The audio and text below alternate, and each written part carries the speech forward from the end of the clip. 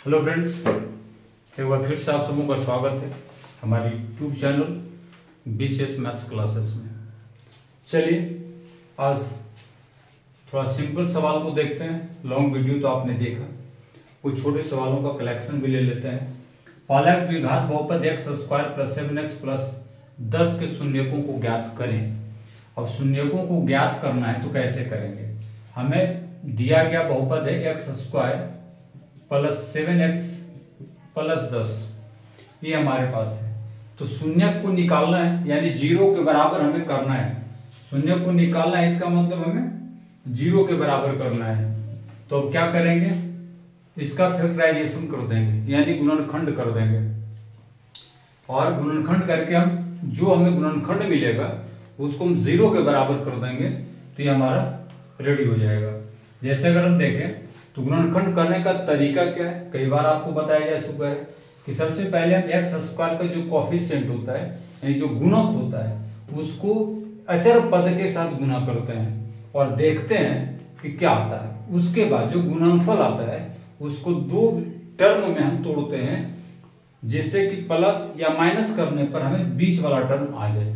ये ध्यान रखना पड़ता है। तो जैसे अगर 10 है तो 10 को हम लोग 5 और 2 में तोड़ सकते हैं। तो 5 और 2 में तोड़ेंगे तो क्या आ जाएगा, देखिए 5x + 2x, ऐड कीजिए दोनों को तो 7x, दोनों को गुना कीजिए तो इसके से गुणनफल के बराबर आ जाएगा।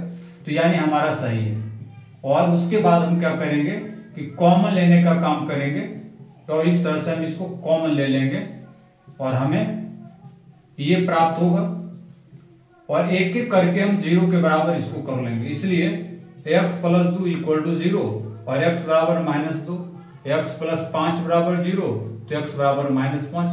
यही हमारा 2 शून्यक बन के तैयार हो जाता है। चलिए इसके दूसरे सवालों को हम देखते हैं। और ये सवाल जो भी आएगा ये आपको छोटे सवालों में से आएगा, तो हम कुछ छोटे सवालों का कलेक्शन देख लेते हैं।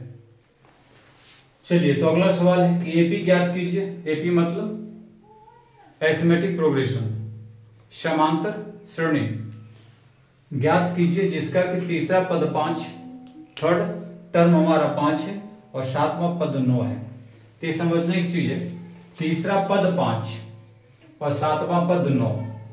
तो हम लोग इसमें बनाते हैं इसको कैसे, ये देखिए।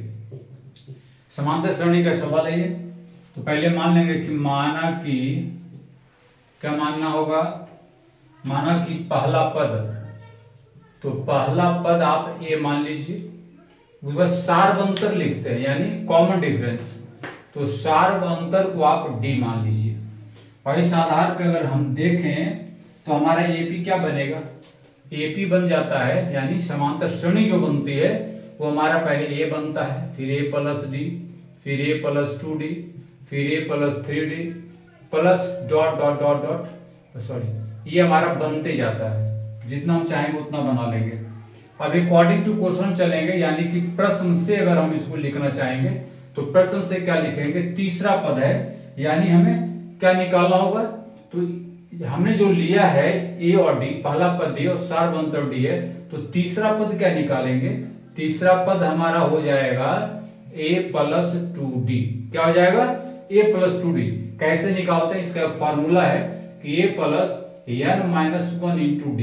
इससे आपको निकल जाएगा, n के जगह पे आप 3 रख दीजिए तो तीसरा पद, n के जगह पे जो भी आप रखेंगे उससे कम आपको मिल जाएगा। तो ये फॉर्मूला है, यानी a + 2d मिल जाएगा। अब a + 2d हमारे पास हो गया 5, इसको आप एक ले लीजिए। सातवां पद क्या होगा, a + 6d, ये हमारे पास हो जाएंगे 9, इसको आप 2 मान लीजिए। क्या करेंगे, 1 में 2 को घटा दीजिए, डी निकाल दीजिए।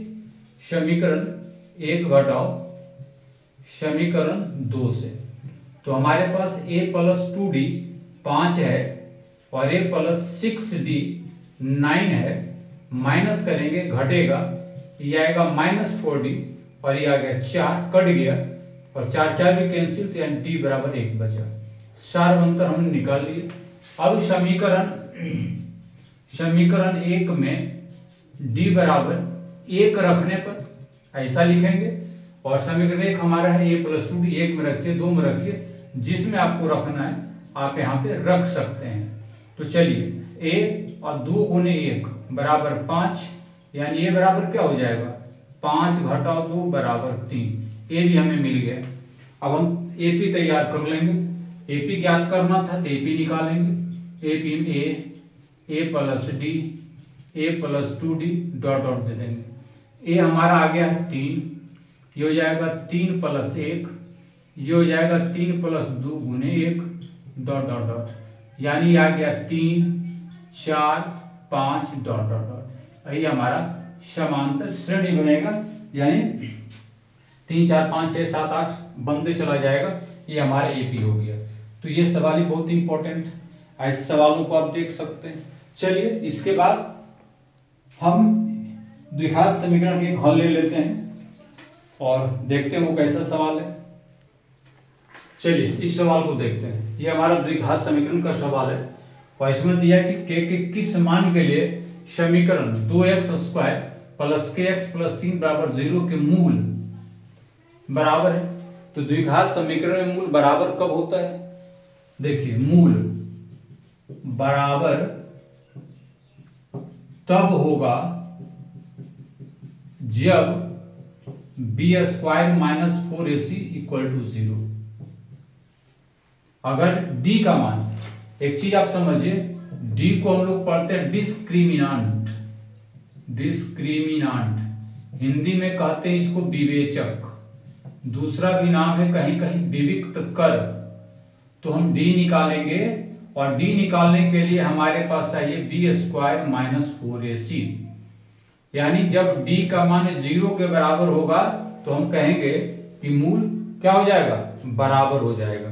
तो चलिए इस कड़ी से हम आपको b निकाल कर दिखाते हैं। सबसे पहले हमारे पास दिया हुआ है 2x² प्लस kx प्लस 3 बराबर 0।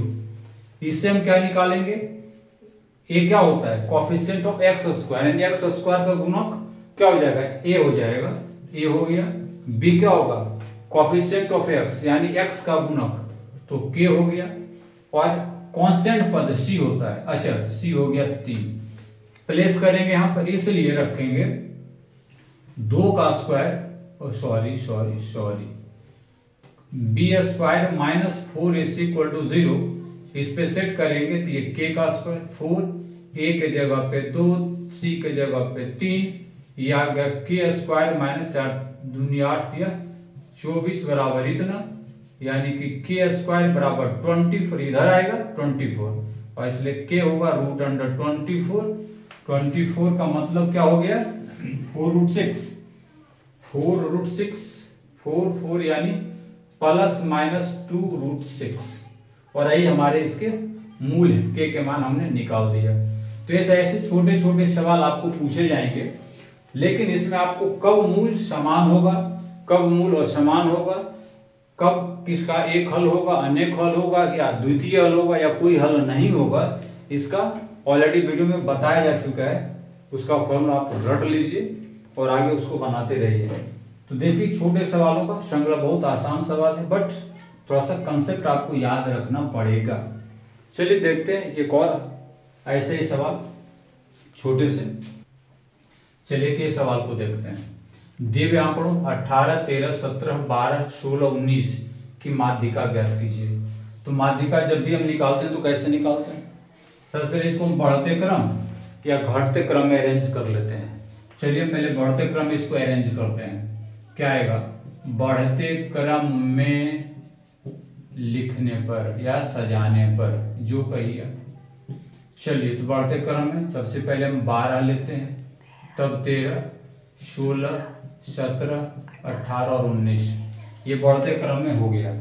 अब इसमें n कितना हो गया, n का मतलब आंकड़ों की संख्या, n का मतलब अगर आप देखें तो यहां लिख सकते हैं आप, आंकड़ों की संख्या को हम n से डिनोट करते हैं, दिखाते हैं। n कितने हो गए, 6। और 6 क्या है भैया, 6 एक सम संख्या है। क्या है, सम संख्या। और ऐसे में माध्यिका आप कैसे निकालेंगे ये बताइए, माध्यिका कैसे निकलता है सम संख्या रहने पर, याद है क्या, बोलिए माध्यिका कैसे निकलेगा।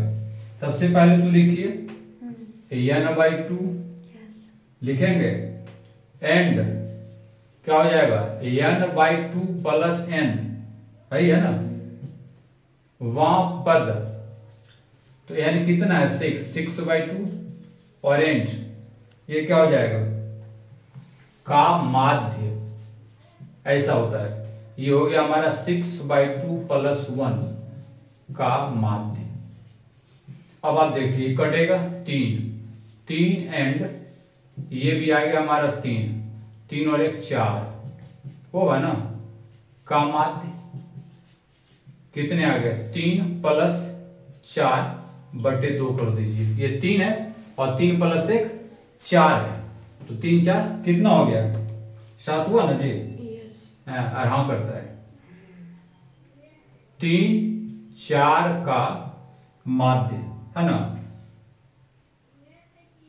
के आंखों पद का माध्य, हो यहां बां छूट गया, पद का माध्य, पद का माध्य, पद का माध्य, ऐसा।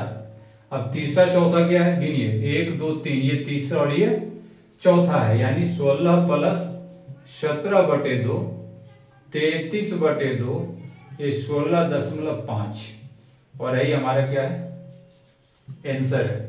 ठीक है, तो 16.5 इसका माध्य हो गया।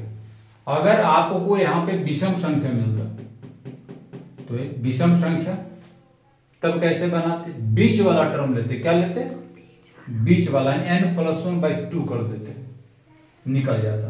तो चलिए भी सही है। फिर एक और सम देखते हैं।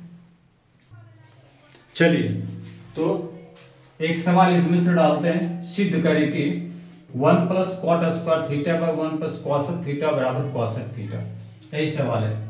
तो ऐसे सवाल को हम कैसे सोल्व करेंगे, सबसे पहले हम LHS लेंगे, सॉल्यूशन लिखिए, यानी हल क्या होगा LHS = 1 + cot² θ/1 + cosec θ हमने ले लिया।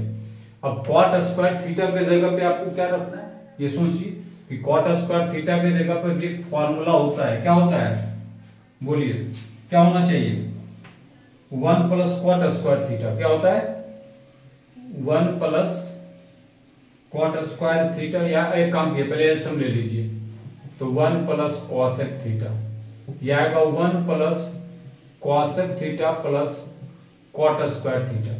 एलसीएम लेने के बाद ऐसा है। अब यहाँ पर कुछ आपको बनता हुआ दिख रहा होगा, क्या बनता हुआ दिख रहा है ये बताइए। एक आपको जरा अरेंज कर लीजिए, cosec θ इंटू क्या हो जाएगा 1 + cosec θ अलग कर दीजिए, 1 + cot² θ/1 + cosec θ। 1 अब ये समझिए कि 1 ये प्लस cot² θ का कुछ वैल्यू होता है, वो क्या तो आपको पता है cosec θ, इसका जो वैल्यू है इसका वैल्यू होगा cosec² θ और नीचे 1 + cosec θ। अब cosec θ को आप कॉमन कर दीजिए, तो 1 + cosec θ आ गया, y 1 + cosec θ, ये और ये कट गया, क्या बच गया cosec θ। ये देखिए आ रहे थे साथ। तो ट्रिग्नोमेट्री का जो सवाल होता है ना, वो अपने आप में टोटली बेस्ड ऑन फार्मूला पर है, और उसको बनाइए, यानी फार्मूला को रटिए, रोटेट कीजिए। अब वो वक्त नहीं है, अब तो आप जो नए सिरे से पढ़ रहे हैं 10 में उनके लिए इंपॉर्टेंट, बट ये एग्जाम में इस तरह के सवाल पूछे जाते हैं, इसलिए आप इसको बनाते रहिए। तो इस तरह से अगर और हम सवालों को सोल्व करें तो देखा जाए, एक आप क्वेश्चन और ले लेते हैं, उसके बाद इसको हम आज के एक क्वेश्चन जो बड़ा कॉमन है वो क्षेत्रमिति से रिलेटेड है, उसको भी इसमें डाल देते हैं। चलिए ये क्षेत्रमिति का सवाल है और ये बहुत ही अच्छा सवाल है, कई बार एग्जाम में आया भी है। चलिए देखते हैं क्या लिखा हुआ है। दो वृत्तों की त्रिज्या 19 cm तथा 9 cm है, उस वृत्त की त्रिज्या ज्ञात करें जिसकी परिधि इन दोनों वृत्तों की परिधियों के योग के बराबर है। अब आप सवाल क्या है समझने का, मान लिया कि यह वृत्त है, टेढ़ा मत हो भाई, और एक ये वृत्त है, मान लिया एक ये है, इसकी त्रिज्या r1 ले लीजिए, इसकी त्रिज्या r2 ले लीजिए। हमने मान लिया कि r1 19 है और ये हमारा 9 है, तो दोनों की परिधि, दो त्रिज्या दी, उसमें त्रिज्या की परिधि दोनों, अब ये दोनों का परिधि निकाल दीजिए, अब दोनों को जोड़ दीजिए। पहला स्टेप ये कीजिए, तो लिख लीजिए माना कि